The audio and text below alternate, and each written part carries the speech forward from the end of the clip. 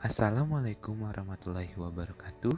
Kami dari kelompok 7 dengan anggota Eka Bagus Firmansyah, NIM 215211186, Anissa Rahmawati, NIM 215211197, Grezita Intan Syafila, NIM 215211200. Kami dari kelas 1F, Prodi Manajemen Bisnis Syariah. Untuk memenuhi tugas pengantar manajemen dengan dosen pengampu Pak Yulfan Anurrohman, SEMM. Berikut adalah referensi yang kita ambil untuk mencari materi manajemen konflik. Manajemen konflik. Definisi konflik menurut Narjana tahun 1994, konflik adalah akibat situasi di mana keinginan atau kehendak yang berbeda atau berlawanan antara satu dengan yang lain sehingga salah satu keduanya saling terganggu. Menurut Gilman dan Thomas tahun 1978, konflik merupakan kondisi terjadinya ketidakcocokan antar nilai atau tujuan-tujuan yang ingin dicapai, baik yang ada dalam diri individu maupun dalam hubungannya dengan orang lain. Kondisi yang telah dikemukakan tersebut dapat mengganggu bahkan menghambat tercapainya emosi atau stres yang mempengaruhi efisiensi dan produktivitas kerja. Menurut Wood, Wallace, Zevin, Scarmore, Hunt, dan Osborne tahun 1998, yang dimaksud dengan konflik dalam ruang lingkup organisasi adalah conflict is a situation which two or more people disagree over issues of organizational substance and or experience some emotional antagonism with one another. Memiliki arti bahwa konflik adalah suatu situasi di mana dua atau banyak orang saling tidak setuju terhadap suatu permasalahan yang menyangkut kepentingan organisasi dan atau dengan timbulnya perasaan permusuhan satu dengan yang lainnya. Ciri-ciri konflik menurut Wijono tahun 1993. Yang pertama, setidak-tidaknya ada dua pihak secara perseorangan maupun kelompok yang terlibat dalam suatu interaksi yang saling bertentangan. Yang kedua, paling tidak timbul pertentangan antara dua pihak secara perseorangan maupun kelompok dalam mencapai tujuan, memainkan peran, dan ambigius atau adanya nilai-nilai atau norma yang saling berlawanan. Yang ketiga, munculnya interaksi yang seringkali ditandai oleh gejala-gejala perilaku yang direncanakan untuk saling meniadakan, mengurangi, dan menekan terhadap pihak lain agar dapat memperoleh keuntungan. Yang keempat, muncullah tindakan yang saling berhadapan-hadapan sebagai akibat pertentangan yang berlarut-larut. Yang kelima, muncullah ketidakseimbangan akibat dari usaha masing-masing pihak yang terkait dengan kedudukan, status sosial, pangkat, golongan, kewibawaan, kekuasaan, harga diri, prestisi, dan sebagainya. Manajemen konflik.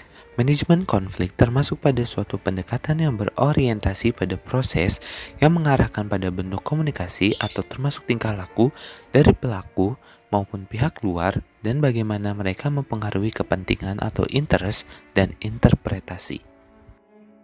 Manajemen konflik menurut Ross bahwa manajemen konflik merupakan langkah-langkah yang diambil para pelaku atau pihak ketiga dalam rangka mengarahkan perselisihan ke arah hasil tertentu yang mungkin atau tidak mungkin menghasilkan suatu akhir berupa penyelesaian konflik dan mungkin atau tidak mungkin menghasilkan ketenangan, hal positif, kreatif, bermufakat, atau agresif. Manajemen konflik merupakan serangkaian aksi dan reaksi antara pelaku maupun pihak luar dalam suatu konflik. Sementara Mineri menyatakan bahwa manajemen konflik merupakan proses sama halnya dengan perencanaan kota. Mineri juga berpendapat bahwa proses manajemen konflik perencanaan kota merupakan bagian yang rasional dan bersifat iteratif. Artinya bahwa pendekatan model manajemen konflik perencanaan kota secara terus-menerus mengalami penyempurnaan sampai mencapai model yang representatif dan ideal. Tujuan manajemen konflik yang pertama mencegah gangguan kepada anggota organisasi untuk memfokuskan diri pada visi, misi, dan tujuan organisasi.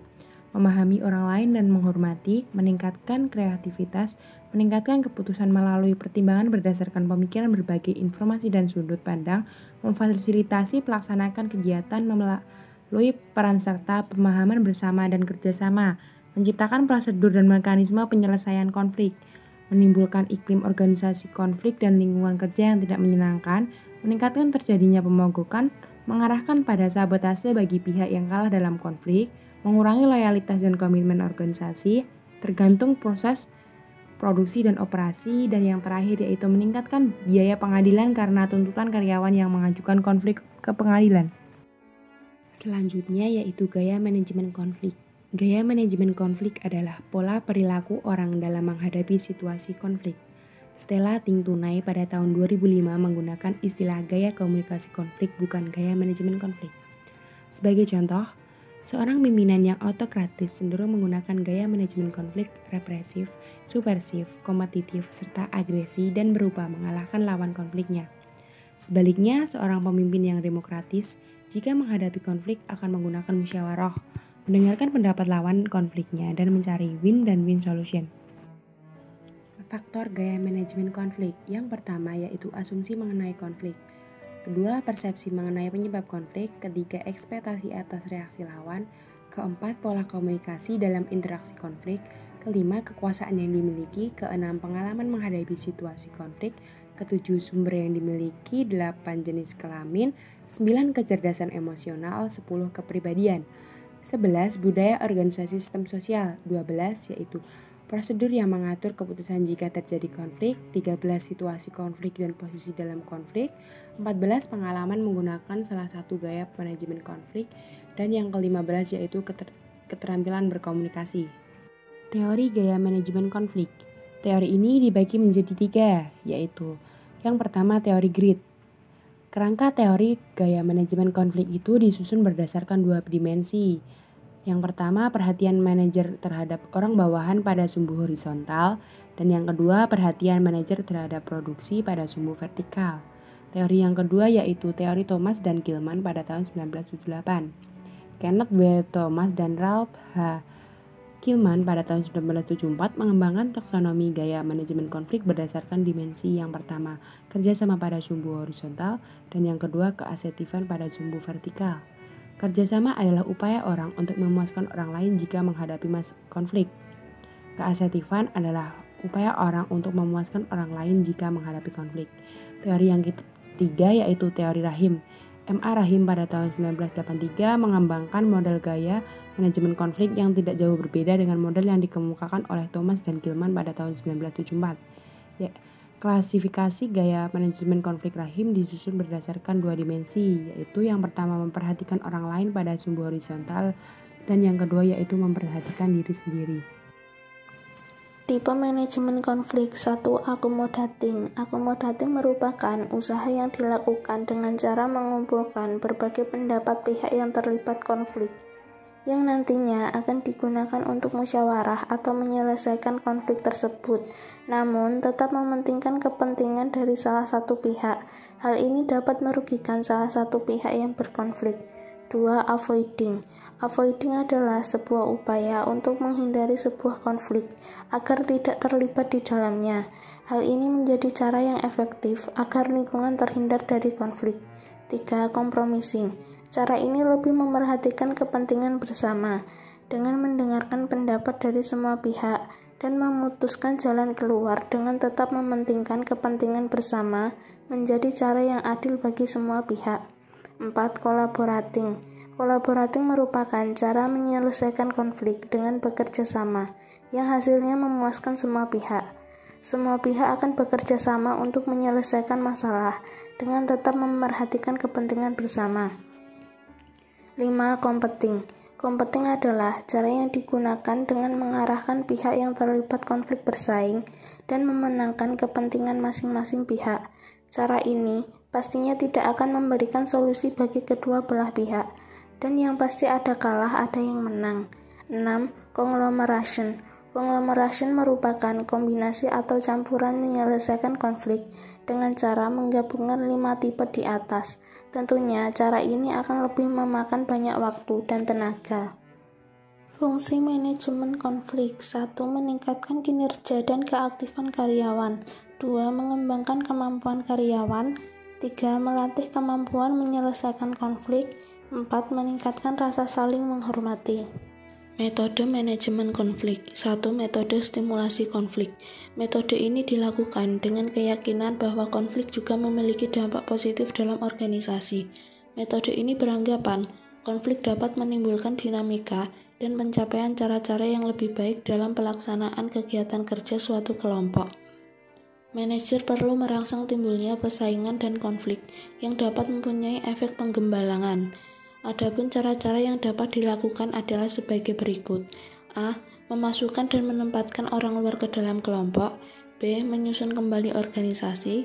C. Menawarkan bonus, membayar insentif dan penghargaan untuk pendorong persaingan. D. Memilih manajer-manajer yang tepat. E. Memberikan perlakuan yang berbeda dengan biasanya. 2. Metode pengurangan konflik. Artinya adalah mengelola konflik dengan mendinginkan suasana, tetapi tidak menangani masalah-masalah penyebab konflik. Metode ini bisa dilakukan dengan seperti berikut. A. Mengadakan kontak sosial yang menyenangkan antara kelompok-kelompok dengan makan bersama atau liburan bersama. B. Mengganti tujuan yang menimbulkan konflik dengan tujuan yang lebih biasa diterima kedua kelompok. C. Mempersatukan kedua kelompok yang berkonflik untuk menghadapi musuh atau ancaman yang sama. Cara ini bisa dilakukan dengan memberikan informasi positif tentang kelompok yang berhadapan dengan mereka, sehingga mereka akan bernegosiasi untuk menghadapi. 3. Metode penyelesaian konflik. Metode-metode yang digunakan dalam penyelesaian konflik adalah sebagai berikut. A. Dominasi dan penekanan. B. Kompromi. C. Pemecahan masalah integratif. Dampak positif konflik menurut Wijono tahun 1993, yang pertama adalah meningkatnya ketertiban dan kedisiplinan dalam menggunakan waktu bekerja. Yang kedua, meningkatnya hubungan kerjasama yang produktif. Yang ketiga, meningkatnya motivasi kerja untuk melakukan kompetisi secara sehat antara pribadi maupun antar kelompok dalam organisasi. Yang keempat, semakin berkurangnya tekanan-tekanan, intrik-intrik yang dapat membuat stres, bahkan produktivitas kerja semakin meningkat. Yang kelima, banyaknya karyawan yang dapat mengembangkan karirnya sesuai dengan potensinya melalui pelayanan pendidikan, pelatihan, dan konseling dalam aspek kognitif, afektif, dan psikomotorik. Dampak negatif konflik menurut Wijono tahun 1993. Yang pertama, meningkatkan jumlah absensi karyawan dan seringnya karyawan yang mangkir pada waktu jam kerja. Yang kedua, banyaknya karyawan yang mengeluh karena sikap atau perilaku teman kerja yang dirasakan kurang adil dalam membagi tugas dan tanggung jawab. Yang ketiga, banyak karyawan yang sakit-sakitan, sulit untuk konsentrasi dalam pekerjaannya. Yang keempat, seringnya karyawan melakukan mekanisme pertahanan diri apabila memperoleh teguran dari atasan. Yang kelima, meningkatnya kecenderungan karyawan yang keluar masuk, dan ini disebut labor turnover. Itulah materi tentang manajemen konflik dari kelompok 7. Kurang lebihnya mohon maaf. Wassalamualaikum warahmatullahi wabarakatuh.